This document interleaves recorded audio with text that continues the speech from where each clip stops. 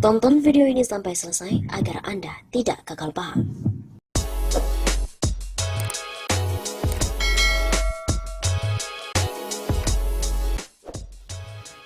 Wah, sudah siapkan peluru?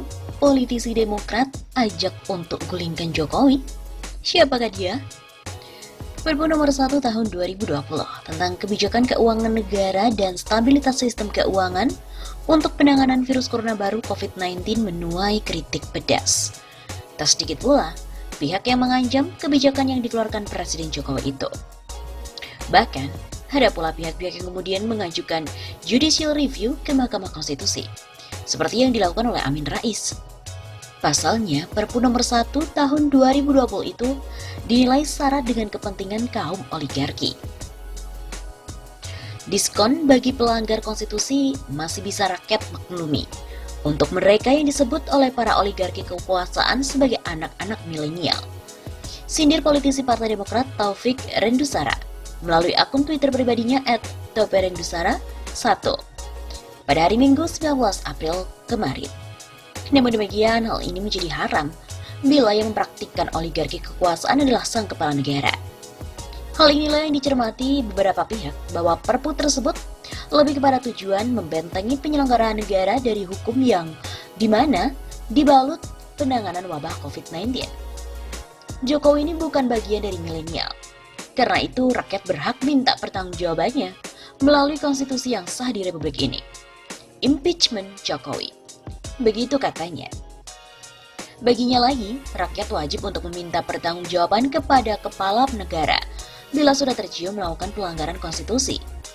Wajib hukumnya dimintai pertanggungjawaban kepada konstitusi negeri ini sebagai pelindung demokrasi di Republik yang kita cintai bersama. Tegasnya lagi. Di sisi lain, ia juga mengapresiasi beberapa wakil rakyat di Senayan yang mengkritisi keberadaan Perpu nomor 1 tahun 2020. Baginya, kritikan DPR RI merupakan usaha penegakan demi melindungi demokrasi. Adapun Perpu yang diduga mengandung unsur kekebalan hukum penyelenggara negara berkenaan dengan isi pasal 27 Perpu nomor 1 tahun 2020, pasal 1, 2, dan 3. Pasal-pasal tersebut mengatakan bahwa biaya yang dikeluarkan pemerintah untuk menyelamatkan perekonomian dari krisis bukan kerugian negara. Pejabat pemerintah terkait pelaksanaan Perpu tidak dapat dituntut perdata ataupun pidana jika melaksanakan tugas berdasarkan itikat baik, dan segala keputusan berdasarkan Perpu bukan objek gugatan ke peradilan tata usaha negara. Tak hanya dari politisi Partai Demokrat, bahkan politisi dari PDIP pun juga mengkritisi adanya Perpu nomor 1 tahun 2020 ini. Anggota DPR RI dari fraksi PDIP Masinton Pasaribu mengkritik adanya Perpu nomor 1 tahun 2020 yang dibuat untuk menjaga masyarakat dari keterpurukan sosial dan ekonomi akibat COVID-19. Kata Masinton, ia menilai penerbitan itu merupakan sebagai sabotase konstitusi. Di mana hal itu dituliskan oleh Masinton dalam akun Twitternya. Perpu nomor 1 tahun 2020 kepentingan nyata kaum oligarki. Tuan, ini bukan Perpu, ini sabotase konstitusi. Masinton pun yang dimintai konfirmasi membenarkan cuitannya tersebut. Masinton menjelaskan penerbitan Perpu hak prerogatif Presiden yang artinya tergantung kepada penilaian subjektif Presiden. Pasal 22 ayat 1 Undang-Undang Dasar 1945, dalam hal ihwal kegentingan yang memaksa, Presiden berhak menetapkan peraturan pemerintah pengganti undang-undang. Namun berdasarkan putusan MK nomor 138, lanjut Masinton ada 3 syarat objektif sebagai parameter adanya kegentingan yang memaksa bagi Presiden untuk menetapkan Perpu. Yang pertama, adanya keadaan yaitu kebutuhan mendesak untuk menyelesaikan masalah hukum secara cepat berdasarkan undang-undang. Kemudian yang kedua, undang-undang yang dibutuhkan tersebut belum ada sehingga terjadi kekosongan hukum, atau ada undang-undang tetapi tidak memadai. Kemudian yang ketiga, kekosongan hukum tersebut tidak dapat diatasi dengan cara membuat undang-undang secara prosedur biasa, karena akan memerlukan waktu yang cukup lama, sedangkan keadaan yang mendesak harus perlu kepastian untuk segera diselesaikan. Pertanyaannya, apakah ada kekosongan hukum yang menjadi kendala pemerintah menghadapi pandemi COVID-19? Jawabannya kan tidak. sebab sebagai payung hukum dalam mengatasi pandemi COVID-19. Katanya, pemerintah telah dibekali Undang-Undang Nomor 24 Tahun 2007 tentang penanggulangan bencana, Undang-Undang Nomor 6 Tahun 2018 tentang kekarantinaan masyarakat, serta Undang-Undang Nomor 4 Tahun 1984 tentang wabah penyakit menular. Masinton juga menyoroti judul Perpu Nomor 1 Tahun 2020 tentang kebijakan keuangan negara dan stabilitas sistem keuangan untuk penanganan pandemi coronavirus disease atau COVID-19. Sebenarnya secara judul saja Perpu Nomor 1 Tahun 2020 ini rancu dan tidak fokus. Perpu ini mau menanggulangi pandemi COVID-19 atau mau menanggulangi kebijakan keuangan negara. Disinilah ruang abu-abu para penumpang gelap bermain melalui regulasi dengan menyisipkan agenda untuk kepentingan memanfaatkan situasi pandemi. Sudah jelas bahwa Perpu adalah peraturan pemerintah pengganti undang-undang, bukan menggantikan undang-undang dasar. Ini yang saya sebut sebagai sabotase konstitusi. Masinton pun juga mengkritik alasan pemerintah bahwa pandemi COVID-19 telah berdampak antara lain terhadap perlambatan pertumbuhan ekonomi nasional, penurunan penerimaan negara dan peningkatan belanja negara serta pembiayaan. Alasan ini pun tidak perlu untuk menerbitkan Perpu, bisa dengan merevisi Undang-Undang APBN. Selain itu, Masinton juga menyoroti poin pejabat pemerintah tidak bisa dituntun dalam pelaksanaan Perpu. Masinton menilai hal itu bertentangan dengan Undang-Undang Dasar. Dalam melaksanakan Perpu Nomor 1 Tahun 2020, pejabat pemerintah tidak dapat dituntut perdata ataupun pidana jika melaksanakan tugas berdasarkan etikat baik. Dan segala keputusan berdasarkan Perpu bukan objek gugatan ke Peradilan Tata Usaha Negara. Secara norma bertentangan dengan Pasal 27 Undang-Undang Dasar 1945 Ayat 1, di mana menegaskan semua warga negara bersamaan kedudukannya di dalam hukum.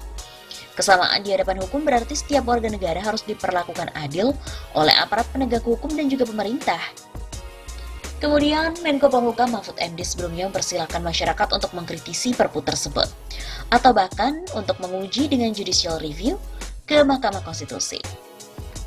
Dia menyebut peraturan pemerintah pengganti undang-undang atau Perpu itu dibuat untuk menjaga masyarakat dari keterpurukan sosial dan ekonomi akibat COVID-19.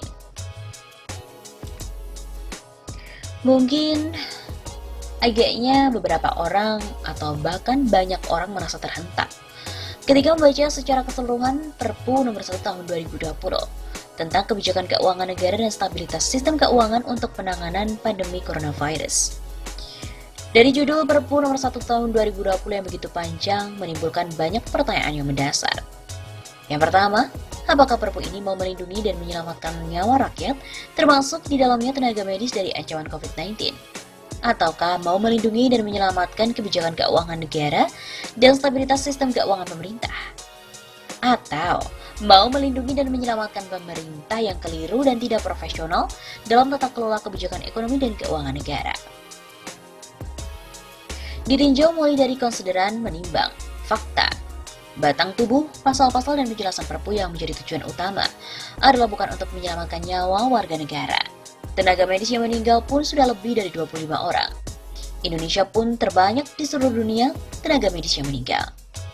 Yang lebih mencolok lagi dari Perpu adalah untuk mengamankan ekonomi yang sudah mengalami defisit anggaran sejak beberapa tahun sebelum COVID-19 masuk Indonesia.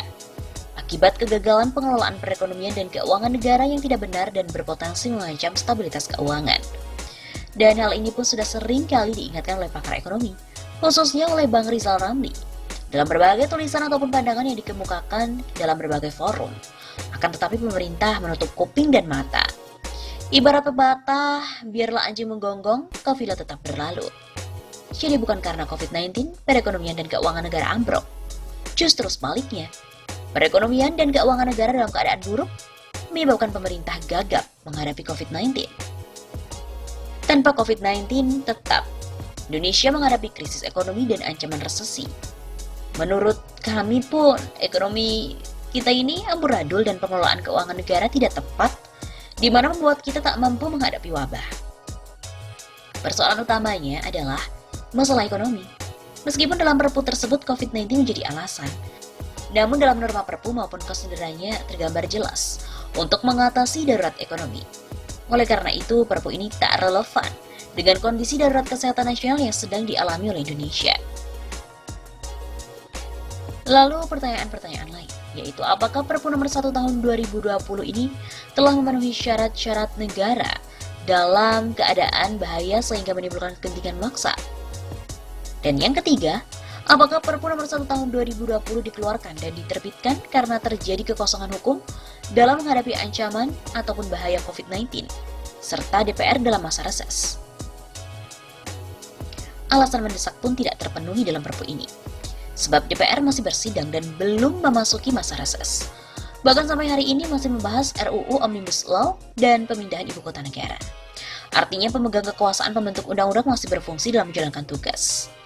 Dari 3 hal sebagaimana yang disebutkan dalam putusan MK, tidak dapat dijadikan alasan, sebab kekosongan hukum dan keadaan mendesak tidak terpenuhi.